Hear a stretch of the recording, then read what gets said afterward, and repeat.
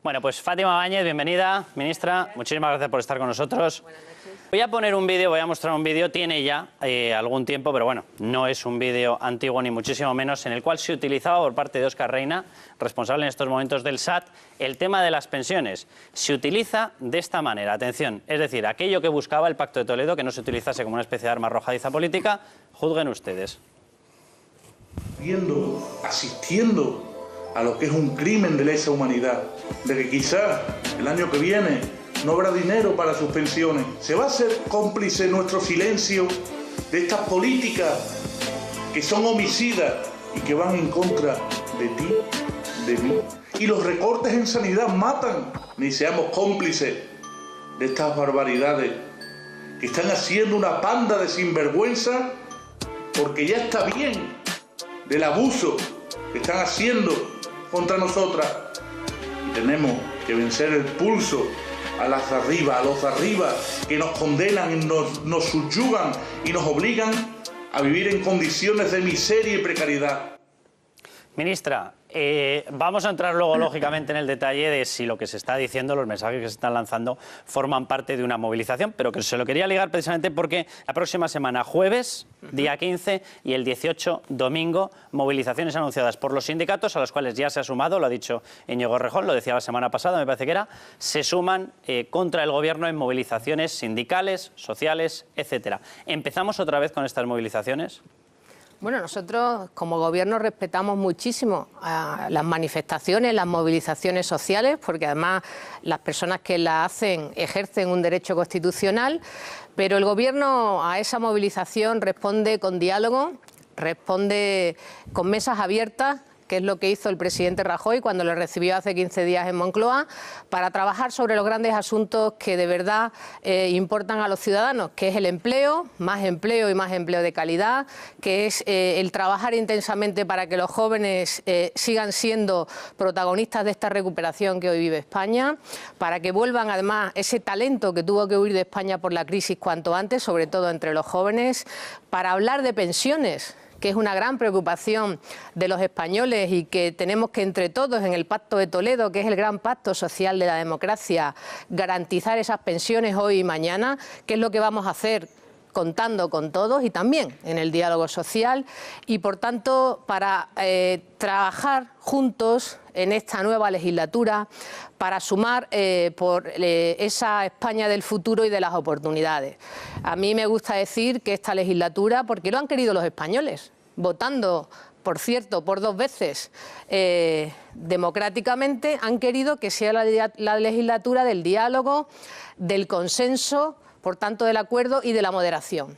Y yo creo que donde se trabaja de verdad es en las instituciones para que tengan respuesta a sus problemas y a sus principales necesidades los españoles. Y en eso, desde luego, es donde nosotros vamos a estar. Que algunos quieren manifestarse, están en su derecho, pero yo les espero también en esas mesas de negociación que hemos abierto y esta semana les puedo anunciar que el martes trabajaremos por los jóvenes para seguir impulsando la garantía juvenil y las políticas a favor de los jóvenes en España, en el Ministerio, con las comunidades autónomas y con los interlocutores sociales.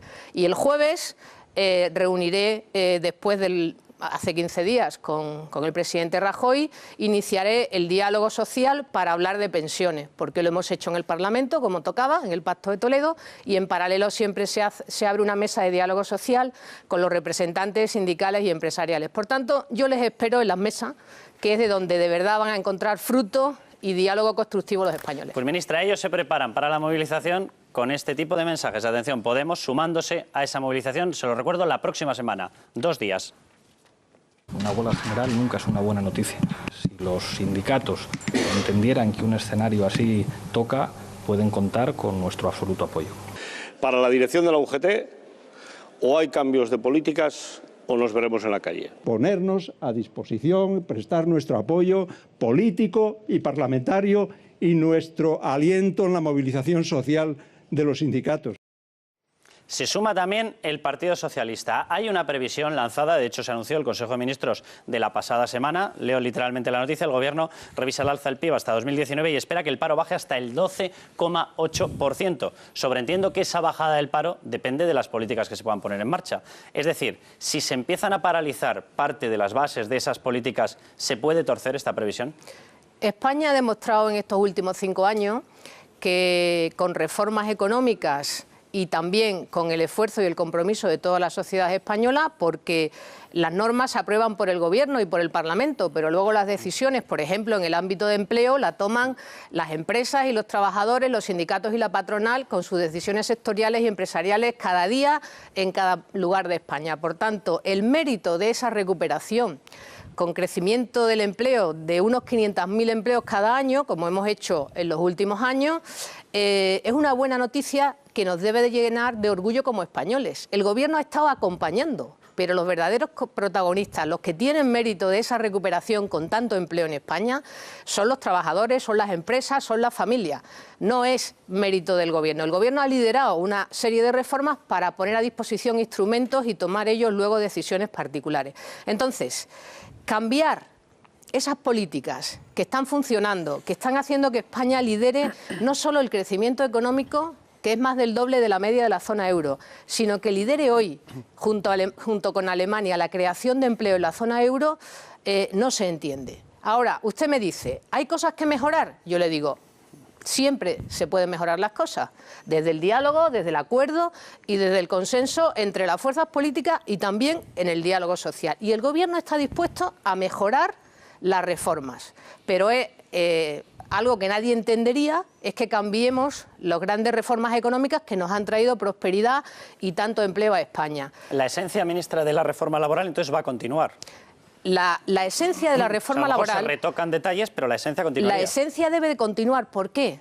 Porque ha servido para que, mientras España estaba en recesión, que fueron los 2 primeros años, 2012 y la mayoría de 2013, se mantuviera empleo. Es decir, no se destruyera empleo cuando España todavía tenía una situación delicada económica. Y cuando ha iniciado la recuperación en nuestro país, todo el crecimiento económico se está traduciendo de manera intensa en creación de empleo. Por tanto, hoy España vive una recuperación social porque todo ese crecimiento que crece al 3,2 España se traduce en creación intensa de empleo, al 3,4% crece el empleo. Por tanto, ¿es posible que en el año 2019, en el cuarto trimestre, como prevé el Gobierno, estemos con 20 millones de personas trabajando en España? Es posible. ¿Por qué es posible?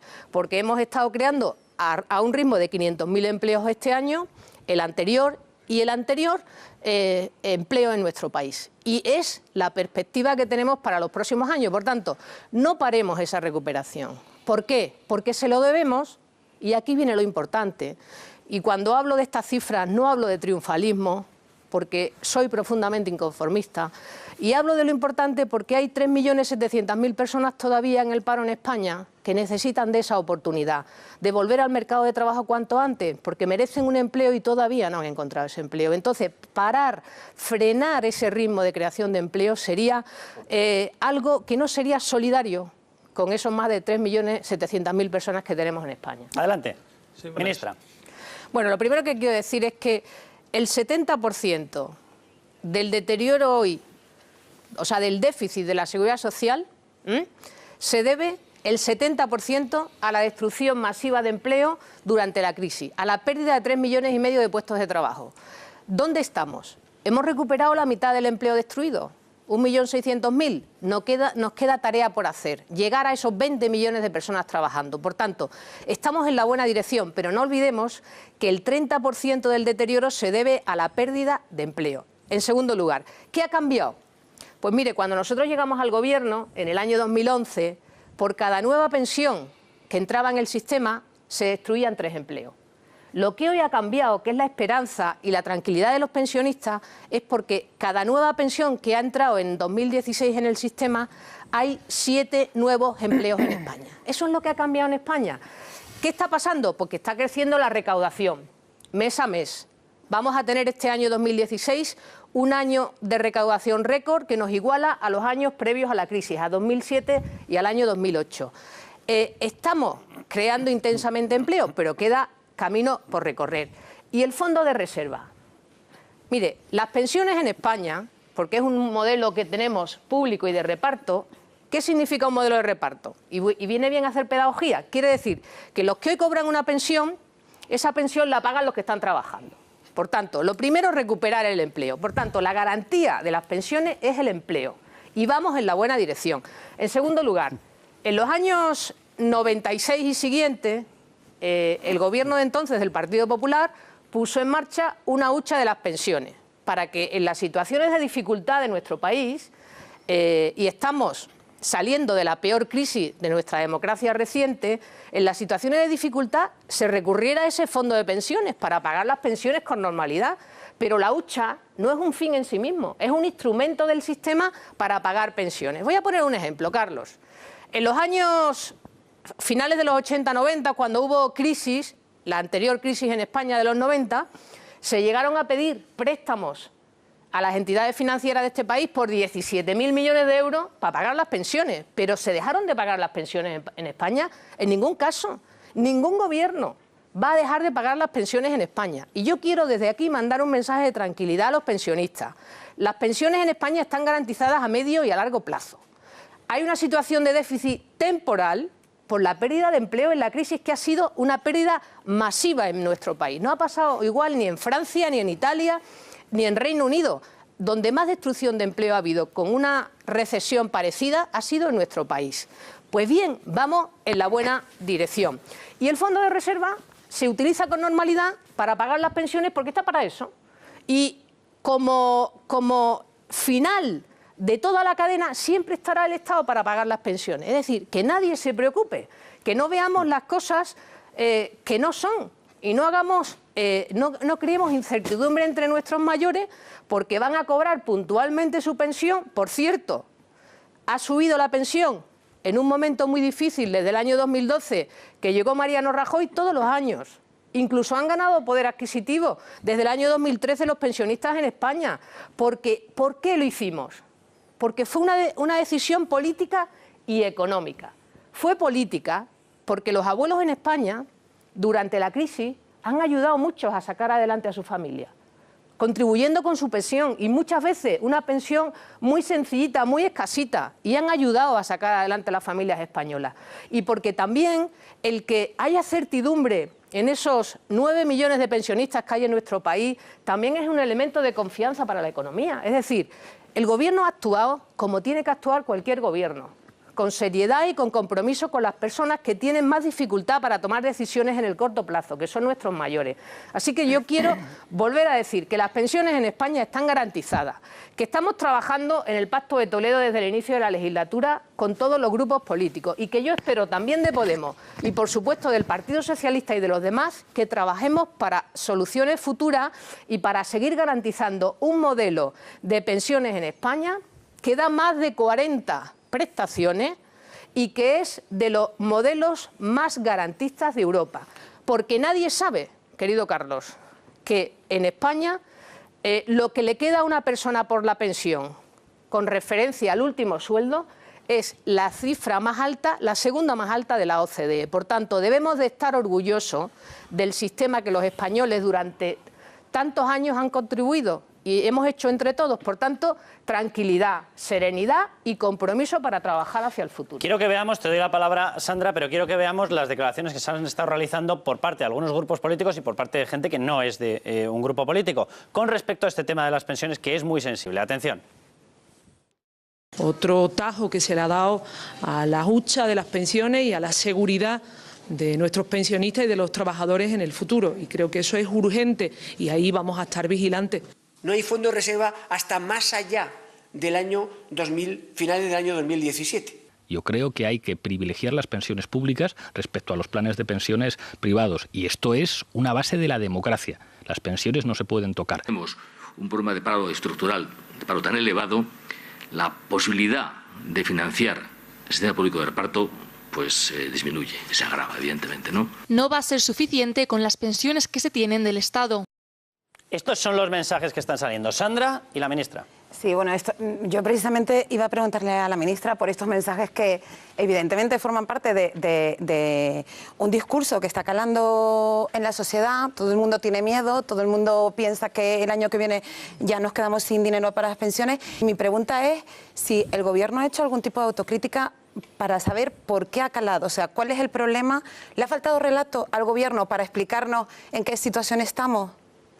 Bueno, yo voy a hablar de datos. A mí igual abuso de los datos esta noche, Carlos, pido perdón a la audiencia, pero hablemos del CIS. Antes me hablaba el compañero de una encuesta que ha sacado una determinada fundación privada, que por cierto es una fundación privada. Yo hablo del CIS, que es la gran encuesta pública de la que todos los sociólogos y politólogos se fían más. Pues bien, a mes de octubre, el último CIS dice que la preocupación de los españoles sobre las pensiones es de un 2,8%. Por cierto, la misma que antes de la crisis. ¿Saben ustedes cuándo subió la percepción, o la preocupación, mejor dicho, de los españoles por las pensiones? Cuando las congeló Zapatero en el año 2010. Y cuando en enero de 2011 vieron los pensionistas que las pensiones se habían congelado. Por tanto, y subió a un 4 o a un 5% esos meses. Hoy estamos en la mitad, porque los pensionistas, los abuelos de España, saben que este Gobierno le va a pagar las pensiones y además las va a subir, a veces muy poco, el 0,25%. Pero es lo que el sistema en este momento se puede permitir. Pero cuando vengan momentos mejores en los próximos años y la economía siga recuperándose y hayamos alcanzado esos 20 millones de empleos, las pensiones seguirán subiendo en el futuro. Y quiero decir algo más. La Comisión Europea nos ha hecho a todos los países de Europa un análisis sobre nuestro modelo de pensiones. Y lo ha hecho en el año 2015. Y ha dicho que España, de aquí a 2060, estamos hablando de un gran trecho. De aquí a 2060 es de los países europeos mejor preparados para garantizar las pensiones en el futuro. Por tanto, yo sé que algunos intencionadamente quieren crear incertidumbre.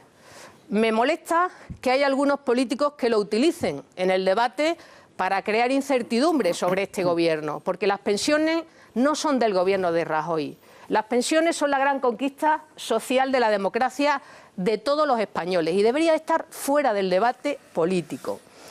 Y concretamente a la señora Díaz, que es la presidenta de mi comunidad autónoma, porque yo soy andaluza, le diría que por qué el Gobierno socialista en el año 2010, con 68.000 millones en el fondo de reserva, como ella ha dicho, congeló las pensiones de nuestros mayores y no las subió, aunque hubiese sido poco. Es decir, para hacer demagogia estamos todos, pero aquí algunos estamos para dar soluciones, para dar tranquilidad, para seguir creando empleo, que el empleo es la garantía de verdad de nuestro modelo de bienestar. Del empleo sale el dinero para las pensiones, pero sale el dinero para la sanidad, para la educación, para la dependencia. Entonces, no hagamos demagogia. Trabajemos juntos. Por cierto, que luego vamos a tratar otro tema porque la Cámara de Cuentas, leo la noticia, ha descubierto un agujero oculto en las finanzas de la Junta de Andalucía, Susana Díaz, de 779 millones de euros. Luego lo abordaremos. Paco. No, al hilo de eso, de esa actitud que tiene la izquierda generalmente, ¿no? Pues que si se privatiza la sanidad, que si la educación, también lo que están diciendo es que lo que quieren ustedes es precisamente que están al servicio de privatizar las pensiones para beneficiar a los bancos, fondos, etcétera, ¿no? ¿Qué sentido tiene ese tipo de planteamientos? Pues es un planteamiento falso.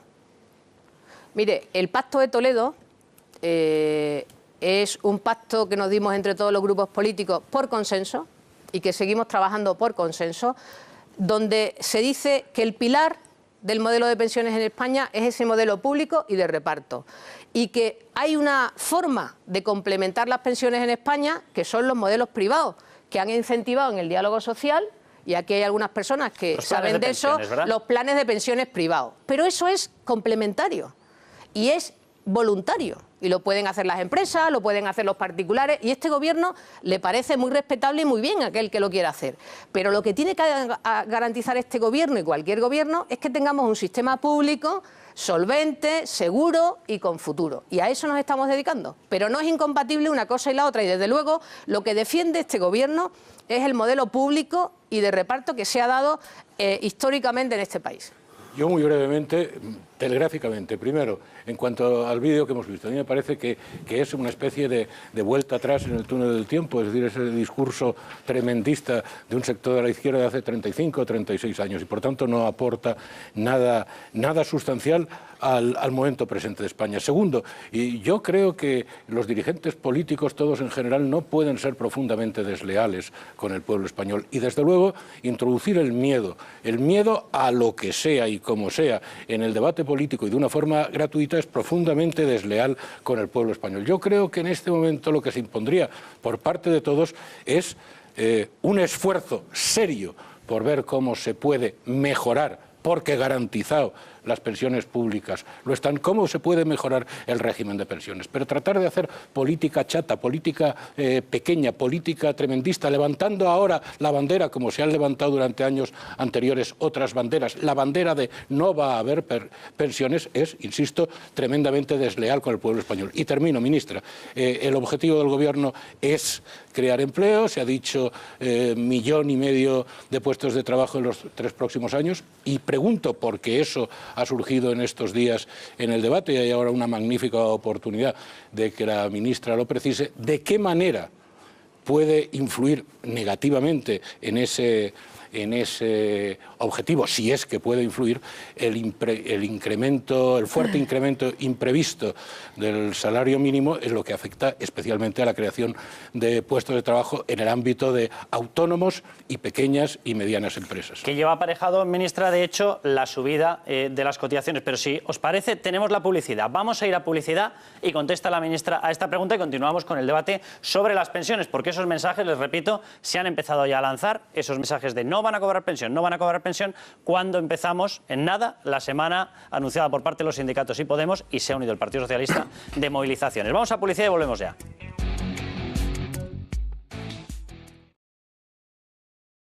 Bueno, pues estaba pendiente la pregunta de Ignacio Gil Lázaro sobre el impacto de esa subida del salario mínimo interprofesional. Había introducido yo el impacto del resto de medidas. Se aprobaron esas subidas de impuestos, impuestos de sociedades, impuestos especiales también, etcétera, la subida de las cotizaciones. José Luis, suma tu pregunta y la ministra. Bueno, yo creo que las pensiones son sostenibles en España y en toda Europa porque son, de hecho, la garantía del Estado. No existe, por definición económica ni financiera, ninguna garantía superior a la del Estado. Ninguna compañía privada de seguros tiene ni la mitad de la tercera parte de la solvencia que tiene el Estado. Y si tienen alguna solvencia es porque cada 20 años el Estado le rescatamos, ¿comprendes? Esa es la auténtica realidad de ese asunto. Entonces,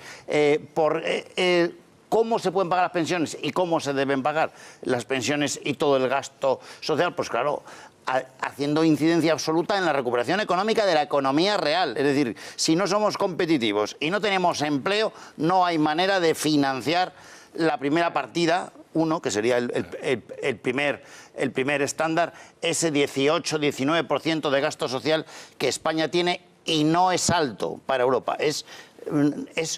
Podemos subirlo, o sea, por eso hay colchón. Es decir, yo creo que hay colchón en la recuperación económica. En segundo lugar, donde debemos incidir enormemente es en la burbuja fiscal y administrativa que tiene España. Es decir, no podemos seguir con un 5% de déficit porque hemos creado una estructura que perjudica el gasto social si no la reducimos, porque se creó una burbuja fiscal en el gran boom del 2003-2008 y no se ha bajado ese gasto para la economía de PIB que tiene España. No hace falta tanta estructura para ese pago de esa estructura política. Hay que pagar sobre Luis, todo... ¿te refieres a la estructura de la administración pública? Política de administración estatal, autonómica, municipal, cabildos, diputaciones, líos y sobre todo administraciones paralelas. Lo acabas de decir en Andalucía, eso es administración paralela, que es de casi 6.000 millones ahí en Andalucía. Entonces, esas cifras son tan tremendas y es lo último que termino es que esa burbuja fiscal y administrativa solamente la estamos soportando, ministra, porque tenemos la gran ventaja que tiene ahora España, que es el euro y el Banco Central Europeo, donde somos el cuarto contribuyente y de los 4 que hay, pues probablemente el segundo más solvente. O sea, por ahí estaremos con Francia, después de Alemania. Entonces, eso nos da la capacidad de poder pagar porque tenemos capacidad de deuda. Y hay 80.000 millones, y va a ser 60.000 por el Banco Central Europeo, de generación de dinero al mes, con lo cual eso da la solvencia al Estado y que nadie tenga miedo que esas pensiones se van a pagar mientras estemos en esos parámetros. ¿Se debería haber ido más por esa vía, por la vía de recorte de gasto público en la administración, más que por la vía de subir impuestos, de lo del viernes pasado, y subir cotizaciones? Bueno, un recordatorio. ¿Qué hemos hecho en 5 años en España? Nos encontramos el déficit público en el 9,5%. Nos encontramos una economía en recesión y 3,5 millones de parados más cuando llegamos al gobierno. Más de 5 millones de parados en España. ¿Y qué hemos hecho en 5 años como sociedad española? Y nos tenemos que sentir profundamente orgullosos como españoles. Hemos dejado del 9,5%, este año acabará el año con el 4,6% de déficit. Es decir, a la mitad. Creciendo el que más de Europa y habiendo creado en España 1.600.000 empleos desde que se inició la recuperación. Yo creo que no ha hecho un trayecto igual ningún país de nuestro entorno, porque decía bien José Luis, el Banco Central Europeo ayuda a España y a todos. ¿Y por qué España está por delante de Italia? ¿Por qué la banca española es una banca solvente? ¿Y de Francia? Porque ha hecho las reformas a tiempo y hoy se está poniendo en cuestión alguna entidad bancaria italiana que puede ser rescatada este fin de semana. La tercera, ¿eh? Porque hemos hecho los deberes como país y porque la sociedad española ha respondido de manera maravillosa. Nos queda camino, y ahí voy a contestar a la pregunta que me hacías. Tenemos que cambiar, seguir la senda de recorte del déficit. Tenemos que pasar desde el año 2016 al año 2017 nada más y nada menos de un 4,6 a un 3,1. Esos son más de 15.000 millones de euros de recorte de déficit, que no quiere decir de recortes, digo de recorte del déficit. ¿Y qué nos da el crecimiento económico? ¿Qué nos da la recuperación en empleo que vive España? Nos da 10.000 millones. Necesitamos unos 5.000 y pico millones más. ¿Y qué hemos hecho? De manera responsable como gobierno, porque lo primero es cumplir con nuestros compromisos con Europa, porque si no hay confianza del resto de los agentes económicos cumpliendo con Europa, la economía se frena. Por tanto, es tan importante ese compromiso con el déficit y con cumplir con el 3,1. Entonces, ¿qué hemos hecho? Pedirle un esfuerzo adicional a las grandes empresas españolas. Es verdad, hemos pedido un esfuerzo. El tipo del impuesto de sociedades sigue en el 25%. Lo que pasa es que hay deducciones que se van a limitar. ¿Qué pasa con las empresas españolas más grandes, que son las que le hemos pedido ese esfuerzo de solidaridad? Pues son las que más se están beneficiando de la recuperación. No le pedimos un esfuerzo adicional a las pymes, no se lo pedimos a los autónomos, no se lo pedimos a las familias. No es verdad, de manera general, porque no se sube ni el IRPF ni se sube el IVA. Ahora bien, ¿había que hacer algún esfuerzo adicional en el impuesto? Se ha pedido. ¿Qué hemos hecho también? Intensificar la lucha contra el fraude en el ámbito fiscal y en el ámbito laboral. Y por ahí también van a venir ahorros que necesitamos. Y, por supuesto, seguir trabajando en la administración electrónica, en la simplificación de la administración que tenemos. Ahí hemos hecho mucho esta legislatura, que es lo que menos se ve, y vamos a seguir trabajando también en los próximos años. Pero, insisto, lo hemos hecho porque lo primero es el compromiso de que este país siga generando confianza en los agentes económicos nacionales e internacionales, porque necesitamos seguir continuando con esa recuperación y con llegar a los 20 millones de personas trabajando en España. El salario mínimo, y termino. El salario mínimo interprofesional. ¿Qué hemos hecho? Pues subirlo un 8%. porque nos lo ha pedido el Partido Socialista, nos lo han pedido los interlocutores sociales y lo está pidiendo mucha gente en España. Y nos parece como gobierno razonable que la recuperación que se va intensificando en los últimos años llegue a la gente que más lo necesita, que son la gente que cobra menos en nuestro país por trabajar. Y son 220.000 personas, es decir, son 200.000 españoles a los que le damos un salto para que vivan también esa recuperación que está llegando a España. Y me dicen, ¿eso va a tener algún impacto en lo que es la economía? Pues miren, el impacto en la masa salarial global es del 0,06%.